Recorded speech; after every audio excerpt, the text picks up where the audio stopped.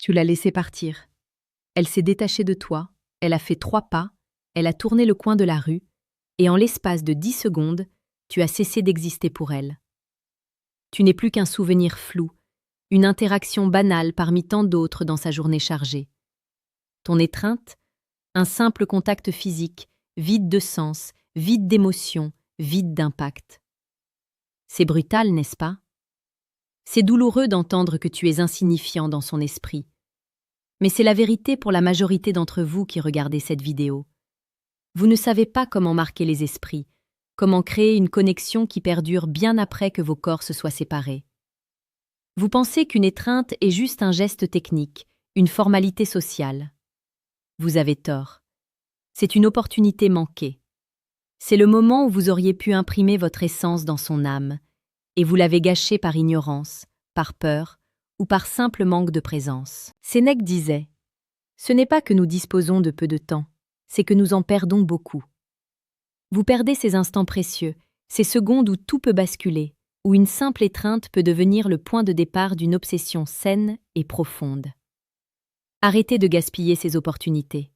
Apprenez à transformer chaque contact en une expérience inoubliable. Pour approfondir cette maîtrise de soi et de l'instant, je vous invite discrètement à cliquer sur le 3e lien en description pour télécharger le manuel sexuel du stoïcien impitoyable. C'est un guide pour ceux qui veulent aller au-delà de la surface. Mais revenons à notre sujet. Comment faire pour que cette étreinte, ce moment de vulnérabilité partagée, devienne le ciment de votre présence dans sa mémoire?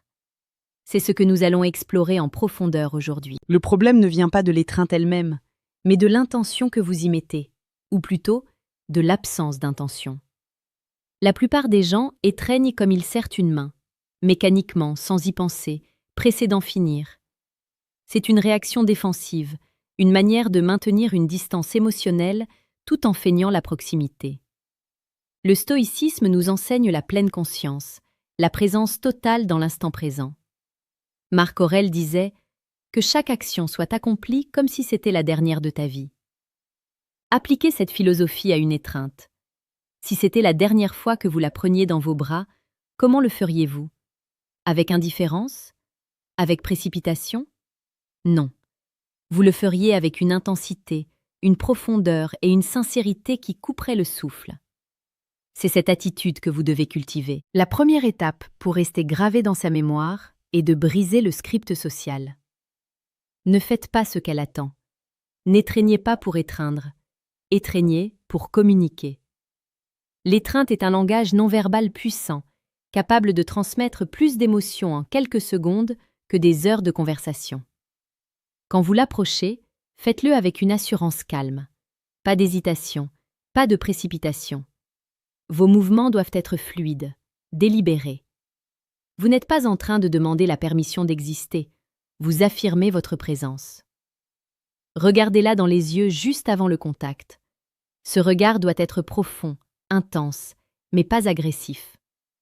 C'est un regard qui dit « Je te vois et je suis ici, totalement avec toi ». C'est le début de l'hypnose. Au moment où vos corps se touchent, l'erreur fatale est de se raidir ou de relâcher trop vite. C'est ici que la psychologie entre en jeu. Le contact physique déclenche la libération d'ocytocine, l'hormone de l'attachement et de la confiance. Mais pour que cela fonctionne, le contact doit être prolongé et de qualité. Ne la serrez pas comme un ours, ne la frôlez pas comme une plume. Trouvez le juste milieu, une étreinte ferme mais douce, enveloppante sans être étouffante. C'est le moment où vous devez fusionner votre énergie avec la sienne. Sentez son rythme cardiaque, le mouvement de sa respiration. Adaptez votre propre rythme au sien. C'est une danse silencieuse, une synchronisation des âmes. L'élément crucial qui fait toute la différence entre une étreinte banale et une étreinte mémorable est ce que j'appelle le point d'ancrage. C'est le moment où, au cœur de l'étreinte, vous introduisez un élément sensoriel unique qui va l'associer à vous. Cela peut être l'odeur de votre parfum, la chaleur de votre peau ou la vibration de votre voix. Ne restez pas silencieux. Chuchotez quelque chose de simple, de sincère, de profond. Pas de compliments génériques sur son apparence. Dites quelque chose qui touche son essence. Tu es incroyable. ou simplement son prénom, prononcé doucement, avec une intonation qui exprime toute votre admiration et votre respect. C'est ce chuchotement, cette vibration perçue directement par son oreille et son cœur, qui va s'ancrer profondément dans sa mémoire. Utilisez des exemples concrets de séduction. Imaginons une situation de la vie quotidienne. Vous la raccompagnez après une soirée. Le moment de se séparer arrive. Au lieu du traditionnel « Salut, à la prochaine », vous l'arrêtez doucement. Vous vous rapprochez, vous la regardez dans les yeux et vous l'enveloppez dans cette étreinte consciente. Vous sentez sa surprise initiale se transformer en un relâchement, une acceptation. Vous maintenez l'étreinte quelques secondes de plus que la norme sociale. Juste assez pour que ce ne soit pas gênant, mais assez pour que ce soit significatif. Et au moment de vous détacher, vous murmurez « J'ai adoré chaque seconde passée avec toi. » C'est simple, c'est puissant, c'est inoubliable. Elle rentrera chez elle avec l'écho de votre voix et la sensation de votre étreinte. Vous avez créé une empreinte émotionnelle. Il est important de rappeler que cette approche n'est pas de la manipulation. C'est de l'authenticité amplifiée par la conscience de soi. Le stoïcisme ne nous enseigne pas à être froid et sans émotion, mais à maîtriser nos émotions pour qu'elles servent un but supérieur. Votre but ici est de créer une connexion authentique et profonde. Si vous n'êtes pas sincère, si vous le faites juste pour pécho ou pour manipuler, elle le sentira. Les femmes ont un radar infaillible pour l'inauthenticité. Votre étreinte doit être le reflet d'une véritable appréciation de sa personne. Si vous appréciez votre parcours sur Empire Stoïque et souhaitez aller plus loin dans la maîtrise de vos interactions, je vous invite discrètement à cliquer sur le deuxième lien en description pour télécharger le manuel brutal du séducteur stoïque. C'est une ressource précieuse pour ceux qui cherchent à allier la sagesse antique à la séduction moderne. Mais revenons à la puissance de l'étreinte. Pourquoi cela fonctionne-t-il si bien? Parce que vous touchez à quelque chose de fondamental chez l'être humain. Le besoin de se sentir vu, entendu et compris. Dans un monde hyper connecté mais de plus en plus isolé, une étreinte authentique est une oasis dans le désert. Vous lui offrez un moment de répit, un espace où elle peut se sentir en sécurité, protégée et valorisée. C'est un acte de don de soi. Vous ne prenez pas, vous donnez votre présence, votre chaleur, votre attention. C'est cette générosité émotionnelle qui est si rare et si précieuse. Pensez à l'impact à long terme. Quand elle repensera à vous, elle ne se souviendra pas de ce que vous portiez ou de la couleur de vos yeux. Elle se souviendra de ce que vous lui avez fait ressentir. Et ce sentiment sera associé à cette étreinte. C'est une ancre émotionnelle puissante. À chaque fois qu'elle aura besoin de se sentir réconfortée, en sécurité ou valorisée, l'image de votre étreinte surgira dans son esprit. Vous n'êtes plus un simple souvenir, vous êtes devenu une ressource émotionnelle pour elle. C'est ainsi que l'on reste gravé dans la mémoire. Pour approfondir ce concept, explorons la notion stoïcienne de la sympathie universelle. Les stoïciens pensaient que tout dans l'univers est connecté, que nous faisons tous partie d'un grand tout. Une étreinte consciente est une manifestation physique de cette connexion. Vous ne touchez pas seulement un corps, vous touchez une partie de vous-même, une partie de l'univers. C'est cette perspective spirituelle qui donne à votre étreinte sa profondeur et sa puissance.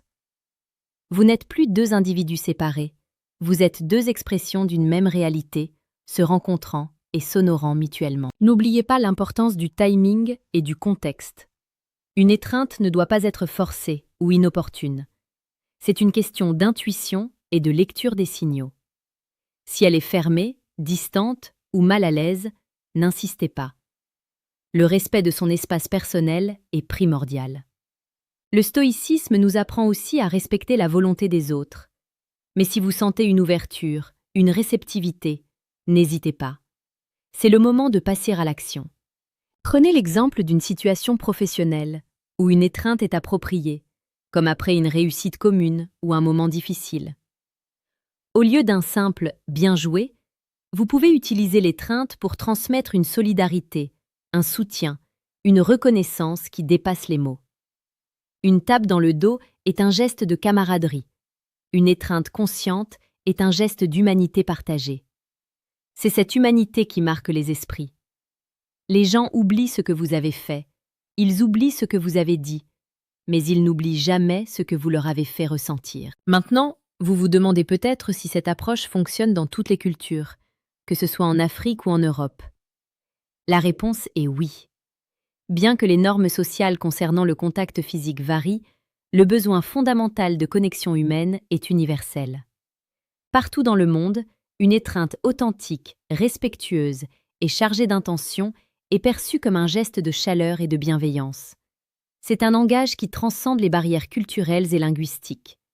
La clé est de l'adapter au contexte local, tout en conservant son essence, la présence totale et l'intention sincère. En Afrique, où le sens de la communauté est fort, une étreinte peut être perçue comme un renforcement des liens sociaux. En Europe, où l'individualisme est plus marqué, elle peut être perçue comme un geste d'une intimité rare et précieuse.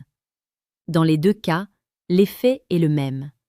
Vous vous distinguez de la masse, vous créez une connexion unique. Pour rester gravé dans sa mémoire, vous devez aussi travailler sur votre propre présence. Vous ne pouvez pas donner ce que vous n'avez pas. Si vous êtes anxieux, stressé ou distrait, votre étreinte le reflètera. Le stoïcisme est une pratique quotidienne de maîtrise de soi.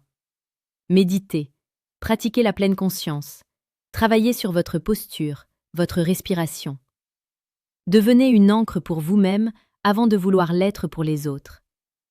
Plus vous serez solide et ancré en vous-même, plus votre présence sera puissante et magnétique. Laissez un commentaire ci-dessous pour partager vos expériences avec les étreintes. Avez-vous déjà ressenti une connexion profonde lors d'une étreinte? Ou avez-vous déjà eu l'impression que votre étreinte a laissé une impression durable sur quelqu'un? Votre partage pourrait aider d'autres personnes à comprendre l'importance de ce geste simple mais puissant. N'oubliez pas non plus de vous abonner à la chaîne Empire Stoïque si vous ne l'avez pas encore fait.